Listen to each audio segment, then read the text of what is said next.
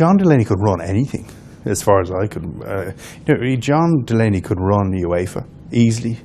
He could run FIFA, as far as I'm concerned, better because than Mr. well, certainly better than Sepp Blatter, and more honestly. The fact is that he has a vision for the FAI, and he's had this for quite some time. As we know, he's heavily involved at grassroots level, and he wants to see that succeed like you wouldn't believe. I think he understood the politics of it, which are worse than the Chinese Communist Party. So he understood. He wasn't naive. I mean, John came from that DNA group. His father was in it. He has definitely a great wisdom. You know, I didn't get that from me, but he has a great attitude to things, and he's very level-headed. You know, I'd be inclined to jump in. I think he makes up different characters. Really, he's a collage of people. I think you've got the administrator, the CEO, and then you have the sports buff, and then you have the personal touch.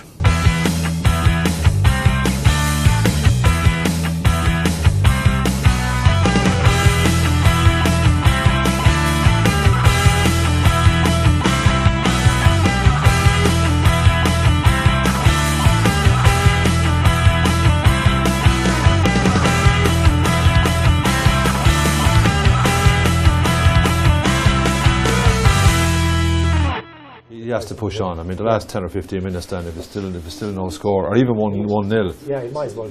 Yeah, but even at no score, he's better off to chase it aggressively and try and score. Oh dear, oh dear. Oh dear. Okay, yeah, well, when he comes up then give me a shout, will you? I'm off to see the Queen tomorrow too, don't forget that. 2 weeks before he decided to come, so Joe and I travelled down to Waterford, where he used to be, the maternity hospital there, and Joe deposited me as they did in those days, and he said, I'll go down to the Dominican church to say a prayer and I'll be back in 5 minutes. So he got held up in traffic and everything. He came back anyway. Half an hour after he left, John was born. First time I heard that. So he was back, Joe was back, and he was there and everything. So that was the start. And then when he started to walk, he just didn't walk, he ran. What age was it when he started walking or running? About a year. Remember in the kitchen in Thomastown? There was a big long kitchen like this, and he stood there and he got up on his feet and he just ran the whole way down. He wasn't a huge talker when he went at 3 to school because it was convenient. We had a lot of children under him quickly, and he went at 3. And he came home one day with a big bunch of daffodils. Ma'am! And half an hour later a woman came up the road and she said, who took my daffodils? Was it your fella? I said, I don't know, I got a present of daffodils from somewhere. And she laughed. Years ago we used to have people calling to the door for stuff, that was traditional. And we had always a few regulars. And one day this itinerant came, and the same one. And you'd give them the house and they'd never be satisfied, like. And I'd given her 4 or 5 bundles of stuff, and the next thing was she said, I need a little pair of shoes for my young fella, And the next thing was, I said, John now was small and he didn't talk an awful lot at that stage. I suppose he didn't get a chance with the rest of us. And the next thing was, I saw him sitting down, taking off his shoes and handed them to the itinerant. But John was very soft like that. Well, football came into the house, if you like, through me. I was very involved with Waterford, which is 50 miles from here. And on the Sundays when we'd travel to Waterford for every second week at home, John would travel with me, along with the players that were coming from Limerick, Richie Hall, late Richie Hall, and Al Finucane. What age was John then? He was about 14, 15 years of age. So that's where he first got his initiation into League of Ireland football, as it was then, And but John was committed to all games. I mean, John and I went to in the 70s to about 7 or 8 Leinster finals in a row in hurling. When I left school, all I wanted to do was get qualified as an accountant. I didn't know why, but it was just because there wasn't great career guidance in schools back then, and my dad had done a bit of accountancy, and everyone said it'd be a great qualification. I was good at accountancy, so I just went and got qualified. But when I got qualified, I wondered, what am I going to do now? You know, because you spend 5 or 6 years getting qualified, and then, well, I've done that. But And what did you do? I went down to a bakery down in Kerry. There was a family bakery, part owned by our family and part owned by... John the baker. Yeah, not Pat the baker, John the baker. And I ran a bakery for a couple of years. So Are you any good? No, I didn't bake, but I had to learn. I'll tell you, some of the best principles I've learned came from running that bakery. I remember going down the first week, there was £100,000 owed to the sheriff in back taxes, and the health inspector was in within 2 weeks saying he was going to close the place. That's a fact. How did you deal with that? Well, I had no feel for the bakery at the time, so I told the health inspector if he wanted to lose 40 jobs in Kerry, that was his business. He lived in Kerry. And he backed off straight away. So you were clever enough to say that. So you're aware of how to speak to these people. Well, I think it was a bit ballsy maybe, you know, but he didn't want to close it because there was 40 jobs in Kerry would have been gone. And the sheriff, I wrote 10 post-dated checks out for a year, 10 grand a month, and thankfully they all cleared. And we made a go of it then. We made a real go of it. So how did you go from the bakery? What happened then? Bakery, I got involved in a logistics company in Waterford. I was partly involved in a furniture shop in Athlone from my dad as well. And I just took on different projects all the time, you know. We leased a pub in Tralee, 2 of us as well, and that went well. I enjoyed that. So you were doing a lot of different things. I was, yeah. I had a vending distribution company, a coffee distribution company, a bakery.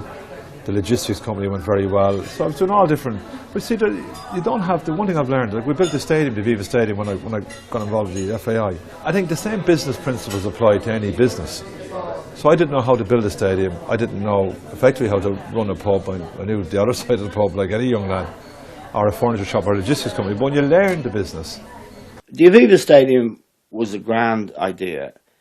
Unfortunately for the FAI, and that's why they're in debt, the economies of the world collapsed, and this one most spectacularly. So they were caught a bit by that. But he had the vision to see it and to go to the banks, to create the ticket schemes to make it work financially. I think he comes from a business background. He's run businesses successfully, diverse businesses, difficult businesses. So I think the FAI are fortunate that they were able to attract somebody of his caliber. And, you know, the fact that he's also loves the game and is in the most ideal job for him, probably in his dreams, you know, it's a fairly good match. What did you see in him when you first met him? I thought he was very engaging. You know, I think first impressions are always something that are important with somebody. And my impression of him that he was astute, he was smart, and he was ambitious for, you know, Irish football. There was so much infighting, so much difficulty, so much turmoil, so much grabs for power, call it what you like.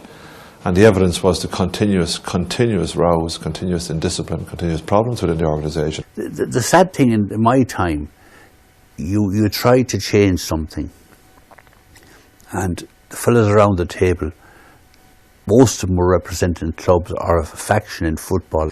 And once you proposed to change something, the answer came out very sharp. You could see them thinking, how's that going to affect my club?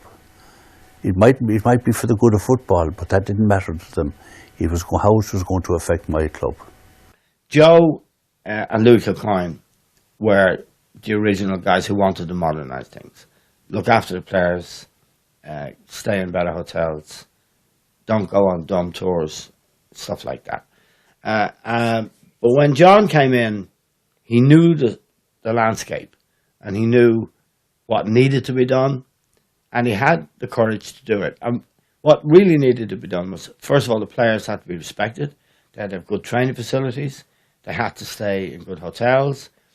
After Saipan, where Roy Keane, you know, complained about players sitting in the steering class and, you know, pitches and stuff like that. Yeah, but even in travel arrangements, they'd turn left when you were in the plane, and the players would turn right, and they were in the lap of luxury. Saipan was a classic example of a mess, probably to save money. We were on a 6-hour train journey from Poland to Berlin, and the train broke down, and we were playing the next day against Beckenbauer and Co. in Berlin. This was in 1973, I think, or in the early 70s. And a carriage had to be removed. It was the one we were in, the FAI and the Blazers and us, the players. We were put in the luggage compartment, sitting on the floor for half the 6 hour journey, while they stayed in their first class seats. That kind of stuff.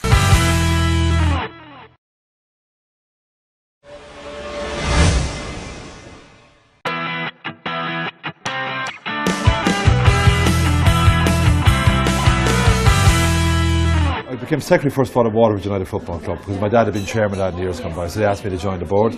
So I became a member of the FAI National Council. Then I was voted onto the board of the FAI in 1999. Became the youngest treasurer of the FAI in 2001, I think at 33 years of age. What shape was it in then? Badly ran. Very badly ran. Very badly ran organisation. Why was that? It would have been structured to fail because it was cumbersome. There was over 20 people on the board, a lot of very good people who wanted to develop the game, but there would have been a lot of individual agendas brought to board level. Therefore, you could never get strategy. You could never get decisions that were made on an issue based, which is really, really important. Everything was based on what's best for my portion of the game, what's best for my part of the game, or in some cases, what's best for me. And that's changed completely now because what I've tried to do with the support of a smaller board is make everything issue-based, not personality-based, and the maximum of what's best for Irish football. So how did you move up the ranks then? I was honorary treasurer then for a year or two, a couple of years. And then in 2004, there was a vacancy. The members asked me to take the role. The members did. And then the government set up an interview committee of 5 people. There was 3 from the government and 2 from the FAI. So you're there 10 years? They're 10 years now, yeah. Did you have a vision as a moderniser? I did. And amazing, when I first came in as honorary treasurer in 2001, I said to a couple of people, this place is a mess. And we just qualified for the World Cup. And I remember a couple of very important people in the organisation said to me, look, you'll have no chance to change this organisation next year because we're going to the World Cup. After the World Cup, you might have some chance. But little did we know that the events of the World Cup allow people like myself to step forward and change the organisation because Saipan was a watershed moment for the FAI. It allowed people like myself, Michael Cody and many other people at the time to call for the change, which was badly required. So I won't say it was a blessing in disguise, but it certainly was a watershed moment, no doubt about that. Sometimes you've got to hit the bottom of the barrel before you can rise. Sometimes you have to. And I think what Saipan gave people like myself who wanted to reform the association the excuse or the momentum to drive the organisation forward, to say, listen, this cannot continue. Because Saipan was really just a snapshot of other ills in the organisation. Okay? Like what? Like how it was run. Generally how it was run. I'll say that unequivocally, the governance of how it was run. So Saipan was a snapshot of how, in my opinion, the malaise in the organisation, how it was run at national level. And as a result, we were able to call for reform and implement reform because at that stage there was very few obstacles to reform given the nature of how Saipan had exercised not only the Irish public but the world public. And no organisation, no matter how big or how small, could say, listen, Saipan was just an accident, let life just continue and let's plod along as we were. No way, that couldn't happen. The public expected a reaction. I think a lot of people in the football public wanted to see the reforms, and the catalyst for those reforms was this crazy island out in the whatever Pacific, which I've never been to, but that was the catalyst. With manager Mick McCarthy leaving in November, Ireland was in the wilderness for a few years, with Steve Staunton and before that, Brian Kerr. Until in 2008, John Delaney got a phone call from Denis O'Brien. Well, I came across John having watched a game. I think we were beaten by Norway or Cyprus 4-0, and I rang up. Must have been a happy night. I rang up Kieran Mulvey and I said, Kieran, do you have John Delaney's number? And he said, why? I said, are they going to change managers, and if they are, do they want a sponsor? And then I had Eddie Jordan yakking in my ear like every 5 minutes, ring him. And eventually I got in touch with John. John thought it was a spoof, first of all. And eventually we had a conversation, then we met up. And, I said to him, look, if you're ever considering, really getting a top-notch European manager, wherever they're from, and you need a sponsor, I said I'd be interested in doing it. You know what I mean? And then he came back to me and he said, look, we may be making a change, you know, we may have to go fairly heavy to get a very good manager. In that case, it was Trapattoni, but I actually didn't have a view on who he was going to employ, because that would be really dangerous. Yeah. All I just said, look, I'm good for it if you need the help.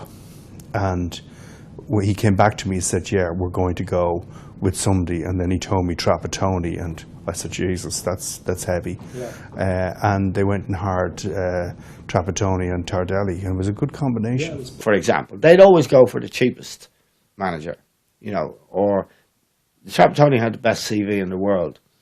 He was expensive, 1.8 million, which was probably the biggest salary of any coach in Europe, or close to it. Now, the FAI before John Delaney would have balked at that.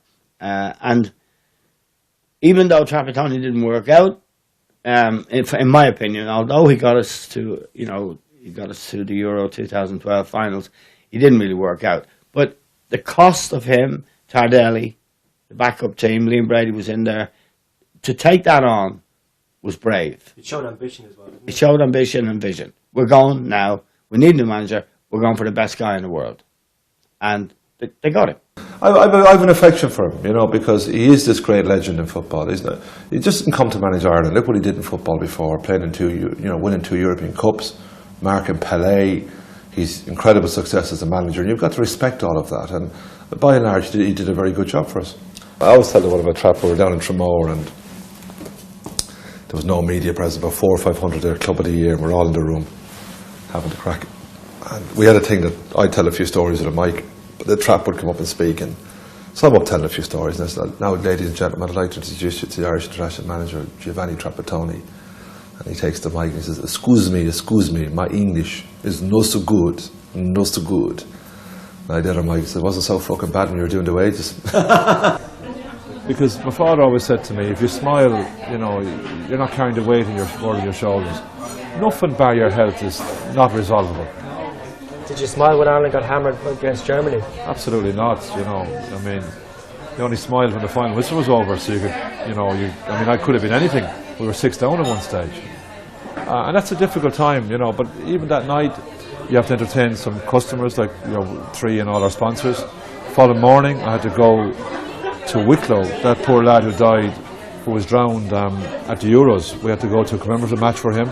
Later that night, I had to go to Cork, Carrigaline for their dinner dance, and get up on Sunday morning and get on the plane to go to the Faroe Islands.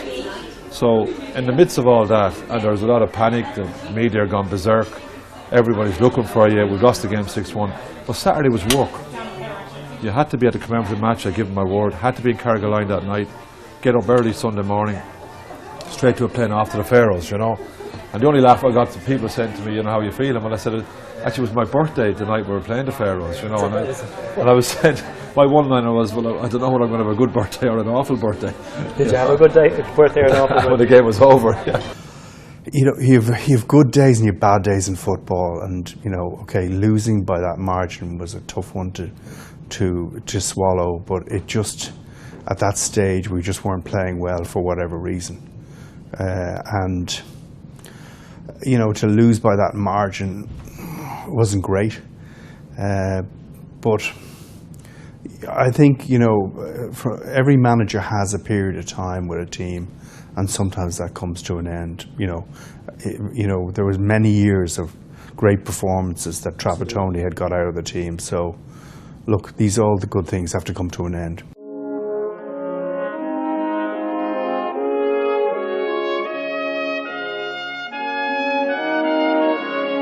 Do you think you waited too long to sack Trapattoni? No, I don't think so. I think, look, he had qualified us for the Euros. He had got us to the World Cup almost the time before with the Henri handball. So he'd done 2 very good qualification tournaments. The last time round, we still had an opportunity playing Sweden at home to qualify. Had we beaten Sweden at home in that September, we could still have got to the playoffs. No question about that. So immediately in that weekend, we lost to Sweden, lost to Austria. It had to finish then. But you don't leave a manager go when you still have a really good chance of qualification. We were a goal up against Sweden. Had we beaten Sweden and got a draw against Austria, we were in pole position for playoff. And that would have been a success to get that far and then see who we got. So I think you've always got to back your manager on such time as it becomes, impossible or almost impossible to qualify. So I think we did the right thing. I think we left him go at the right time.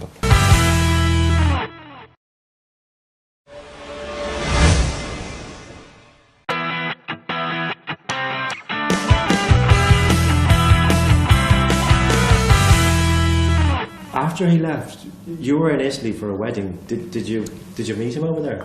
No. I mean, we left that morning, and it was kind of like an But extraordinary. a few days later, you were over in Italy for a wedding. No, it was the same day. Yeah. The same day. It was an extraordinary period of time because we lost to Austria, and we came back to Dublin. We met in the airport lounge, those famous airport lounges now. And that morning, we agreed to part company.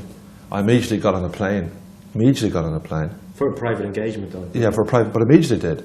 And it was quite extraordinary. Did a few interviews with Pat Kenny and all that. Then when I landed in Frankfurt, on the way to Florence, as it turned out. But then it struck me, for about a half an hour, as I was preparing to get my second plane to Frankfurt, I was having a cup of coffee.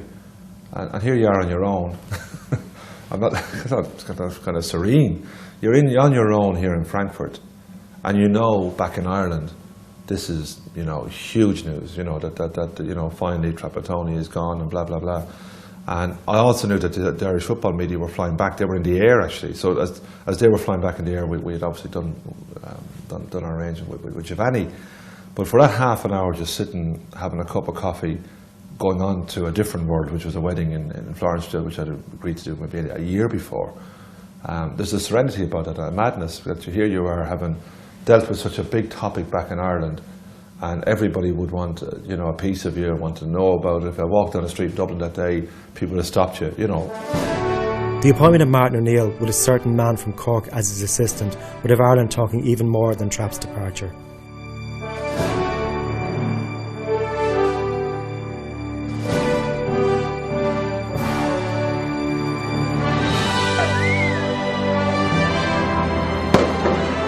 It was very important that Martin would be our manager. We always wanted Martin O'Neill to be our manager.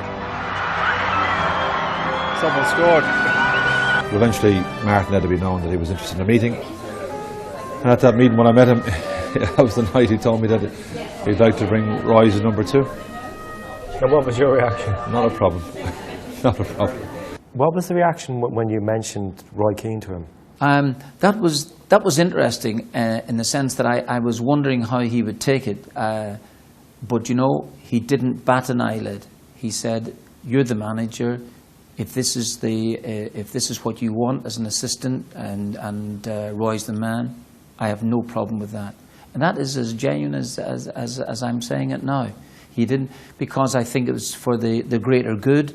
And he felt then that this was a partnership that hopefully he could feel could work. Not for him. He would put ego aside from that viewpoint and say that, well, listen, if this is exactly what you want and you feel that Roy is going to be helpful, that was fine by him. He is an iconic figure, Roy. He is also he can divide the country as well too, as namely Saipan in 2002. What was your view on that? My view, as I've always said to him, I think he should have played. He has given the reasons why he didn't do. I respect those. The first question is, why is Martin going to do that? That was kind of a surprise that he would go left field and bring Roy in as the assistant manager. And then when you really think it through, it makes an awful lot of sense, because Roy obviously was one of the greatest players of all time. He is much loved in half the country. In other parts of the country, people are still saying, well, what about Saipan?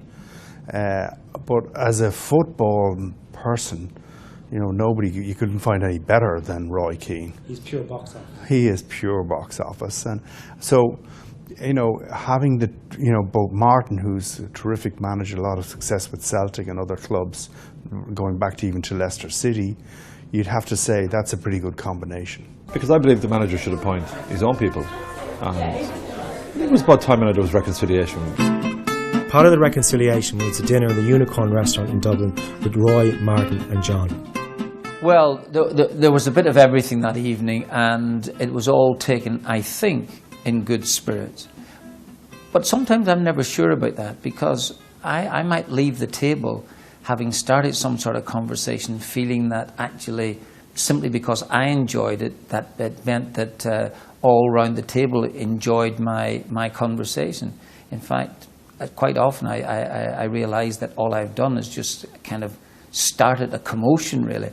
But that wasn't that evening. Definitely, it was very, very good fun, and it was something that was pretty good, considering the people around the table. He knew the way the FAI worked, and he knew he was a shrewd politician, a shrewd operator. That's actually on the pitch after Ireland lost to Italy in the World Cup quarter-final in 1990. And Jack wouldn't go out on the pitch. Jack was devastated they'd lost the game. So Dad got Charlie Haughey, to go out on the pitch to keep the crowd entertained, if you like, before Jack came out afterwards. And Haughey loved it. I mean, he absolutely adored it, and he was waving to everybody. What's your own politics, John? Mine? None really, honestly, because I tell you, I work with all different parties now for the good of football. Would you ever go into politics? No. I mean, people say never, but I've been asked to do it. No, Barry. Who's no. asked you? I was asked by a Fianna Fáil minister in Croke Park one day, would I run in either South Tipperary or Waterford, and in 1/10 of a second. No. When was that? That would have been 07, 08, around that time. And he meant it now. It wasn't a throwaway. But it wouldn't be from me. You know, football, I love football. I just love football. I've loved it since I was born. Will I stay in it all my life? Probably not, because, you know, that mightn't be afforded to you, the opportunity to stay in it all your life. But I love it. It's a passion, and it gives me energy and drive. I mean, no day is work to me. It's just doing your hobby. Did you also meet Michael Noonan? You were on your knees with Michael Noonan in the church. You obviously still go to mass then. Well, you meet all the politicians when you're opening pitches. Was there a bit of a conversation in the church? It was a funny one. I've a lot of time for him, actually. I really a lot of time for him. I've heard him speak. I think he speaks a lot of common sense, and he puts it in a very concise way. So I asked him in church, we were opening the pitch afterwards, and a clubhouse, and I asked him in church, you know, how's the economy going? He said, while the Germans are on your back and the price of diesel is going up, we're in trouble. Well, it's fantastic, Barry, when you drive through here, whatever day it is. It's like chalk and cheese. Marine Square, an old Georgian building in the middle of Dublin, to a fantastic campus here, you know, and they'll be finished in December, open next April, and then that's another, you know, landmark day for the association, because these offices, as you see now, we're pulling in are for administration, and that's completely required. But it's all about the kids playing, it's all about getting children to play, it's all about elite football out here as well. So to have the pitches is a landmark day, and it completes the campus for us, because having the offices is brilliant. But ultimately, what's football about? It's about being on the pitch, kicking the round ball. To make sure that, you know, all the clubs develop in a certain way, the coaching is, you know, uniform, and the way they can identify players that have the ability to go on to the next level as such. And the way they've done that has been systematic and really, really well organised. And when you meet the clubs, you know, I'm involved in St James's in Dublin because my son plays for him. Yeah. You know, they all recognise that at a grassroots level, the FAI have done a brilliant job. You never know the future, Barry. You never know. You could get knocked down by a bus tomorrow morning. You can only hope for the future. I've always said that, you know, but you need to have plans. Every year in my diary, in December, at the back end of December, I write down what's been achieved in the previous year and what you want to do for the following year. And every year over Christmas, I look at that diary and say, did you do all those things? And if I haven't hit and delivered on some of them, you'll be very, very disappointed. The future from now is, obviously, we've got Georgia. I want us to qualify for France in 2016. That's what I want us to do for me as an Irishman, for my country. I want to complete the academy here by the end of December, which we will do, open it in the new year. That's a big objective. On the 19th of September, we're one of the 13 cities who are bidding for the Euros to host in 2020. That would be an incredible thing for this country to host that, an incredible thing. And if we can achieve that, I would be absolutely over the moon. Will you be president of FIFA then? I don't think so. Blatter will probably still be alive.